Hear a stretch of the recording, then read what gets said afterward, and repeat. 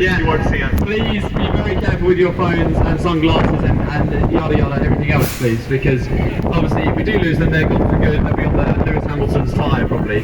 Now look, ladies and gentlemen, as you know, there's got some Azerbaijanis here. This circuit has not been around for very long. It's been here since 2016. That's this is not a curious street circuit. Nothing's been built here. It literally is a street. Yeah, exactly. And as you look around, there's the edge of the track, and then there's buildings all the way around. That's why at certain points the track's going to get really narrow. So a very unique circuit we have here in Baku. Yeah, we have. We've had some really exciting racing. We actually had Lando Norris, who joined us from McLaren earlier on. He came into our suite and was saying that this is actually a really exciting circuit and that he loves to drive it. Now, what makes it so exciting, Zamit? I mean, you've got a very good combination of corners as well as long straights. And as we know in Formula One, usually the longer the straights are, the more action we're going to see, the more overtaking we're going to see. And yeah, it's very unique, especially when you compare it to other street tracks like Monaco. You know, there's no overtaking that. Yeah, and obviously we had a really exciting season last year. We had obviously Mercedes and Red Bull fighting neck and neck, and this circuit actually made a big difference in that Canada. We saw that Verstappen had a very, very big crash, and Lewis Hamilton, obviously, he threw it away from that restart, didn't he? Yeah, I mean, it could have been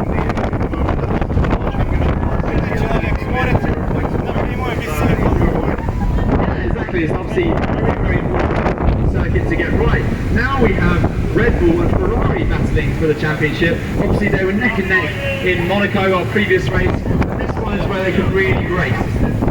Yeah, exactly. And with how close the teams are at the moment up front, I'm expecting to see a very closely fought out top race. Yeah, that's right. And obviously we have seen some other issues. It's a very windy place. I've got to say, ladies, obviously for your hometown.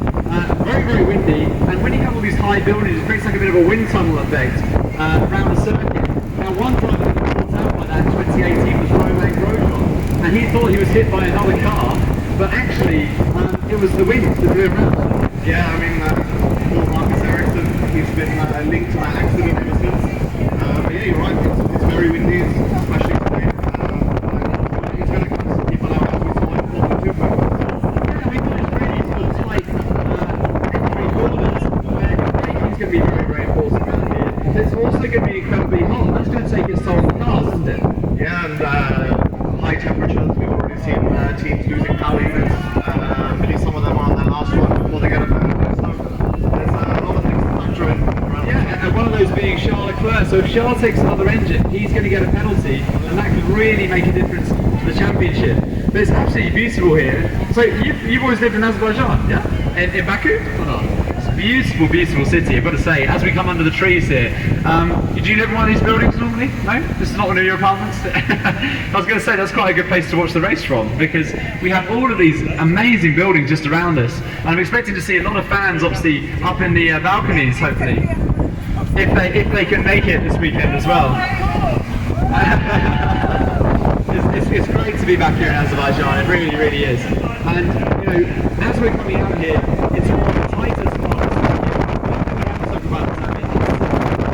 There's a lot of long straights here. The teams are going to try and run as little thing as possible, but they still want to give confidence to the drivers with the downforce. Yeah, absolutely. This is probably one of the most trickiest circuits for them to set the car up because of the straights.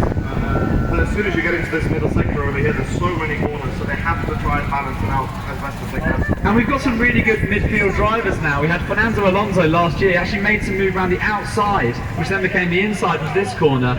If you're a good starter in the early laps here, you can make up a number of places. And one driver also that we've seen who's really confident is Valtteri Bottas.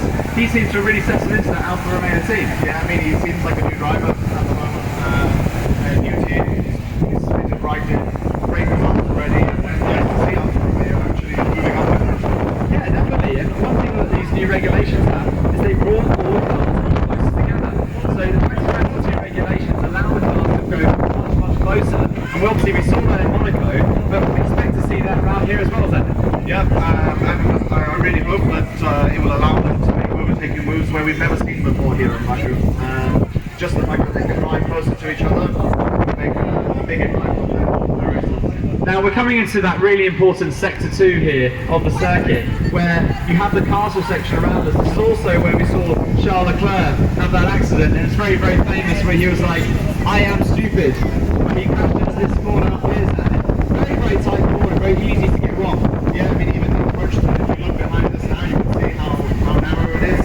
You're coming into this corner, maybe with the sun in your eyes, completely fine. It is a very good way to say. So hold on, ladies and gentlemen, it's going to get very tight as we go into this corner. Like I said, hopefully we won't see any more Ferraris in the wall or any car this weekend, but it is very easy to make a mistake, especially when you've got low downforce.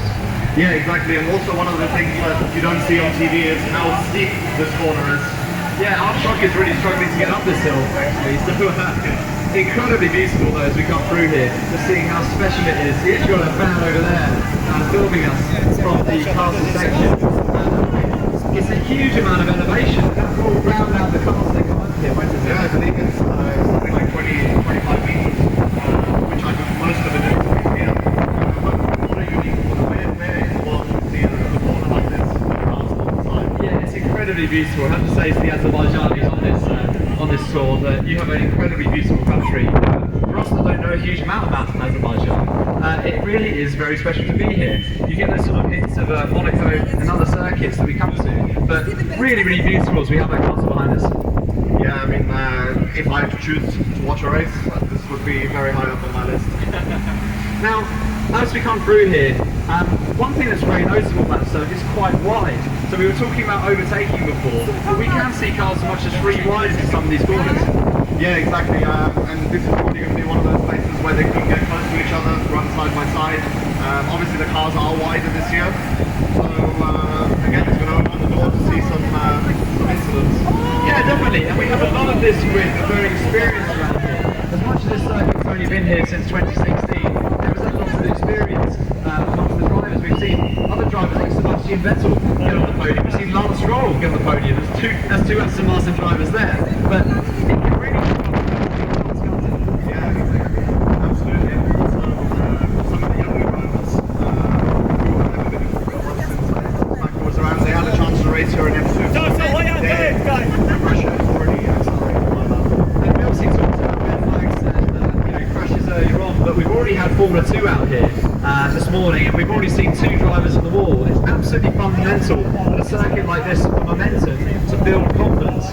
Yeah, exactly. I would expect the F1 drivers in pre-practice one to be pushing straight away. They need to collect that data on pre-practice sessions, and they cannot afford to lose any of that time. Yeah, and obviously we're coming into a very important part of this circuit here where we have seen drivers go into the wall on the right hand side. I think Lance Stroll went in there in qualifying last year with the MSC Cruises branding here on the right.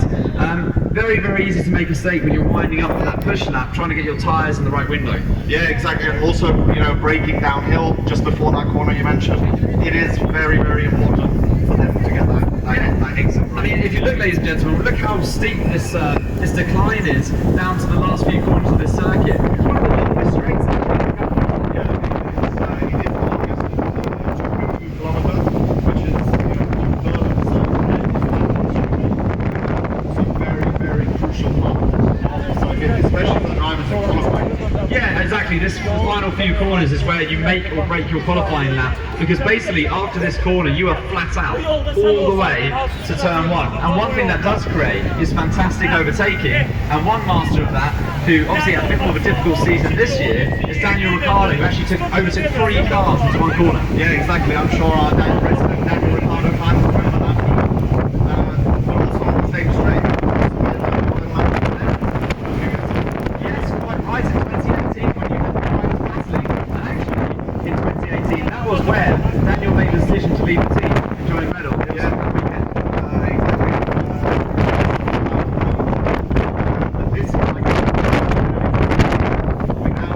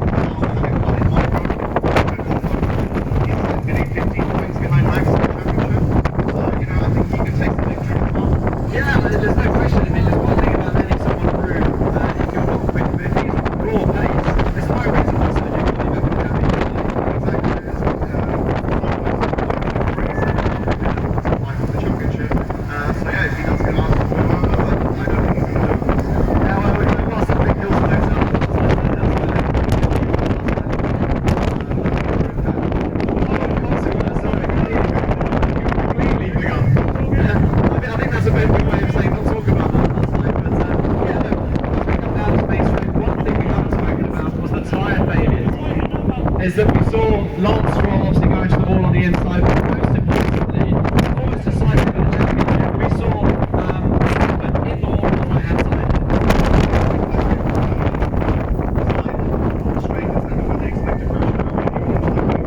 Big damage, and yeah, they're going to have to be careful, especially if the temperature keeps going up.